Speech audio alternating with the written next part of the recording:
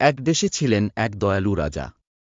তাঁর 4টি ছেলে, অরিন, বরুণ, চিরণ আর দীপ। 4 জনের স্বভাব 4 রকম। একদিন রাজা ঠিক করলেন, কে রাজ্যের ভবিষ্যৎ রাজা হবে তা পরীক্ষা করে দেখবেন।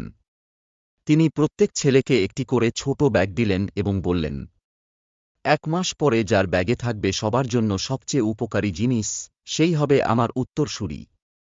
4 জন বেরিয়ে গেল। অরিন ফিরল ব্যাগ ভরা সোনাদানা নিয়ে। বরুণ আনল দূরের দেশের নামী অস্ত্র। চিরণ আনল নানা দেশের ফলের বীজ, যাতে দেশে ফলের অভাব না থাকে। কিন্তু দ্বীপ এল একেবারে খালি হাতে। রাজা অবাক হয়ে বললেন, তুমি কিছুই আনলে না। দ্বীপ মাথা নিচু করে বলল, আমি ভাবলাম রাজ্যের মানুষই তোমার কাছে সবচেয়ে মূল্যবান। তাই আমি মাস জুড়ে তাদের সঙ্গে ছিলাম, কে কি সমস্যায় আছে, কোন গ্রামে পানির অভাব, কোথায় রাস্তা নেই, সব শিখেছি। আমি শুধু তাদের কষ্টের তালিকা এনেছি। 4 ছেলে চুপ। রাজা হাসলেন। সোনাস্ত্রবীজ রাজ্যকে ধনী করবে, কিন্তু মানুষের কষ্ট বোঝা একজন ভালো রাজার প্রথম গুণ। তাই দ্বীপই হবে আমার উত্তরসূরি। রাজ্যের সবাই খুশিতে উল্লাস করল।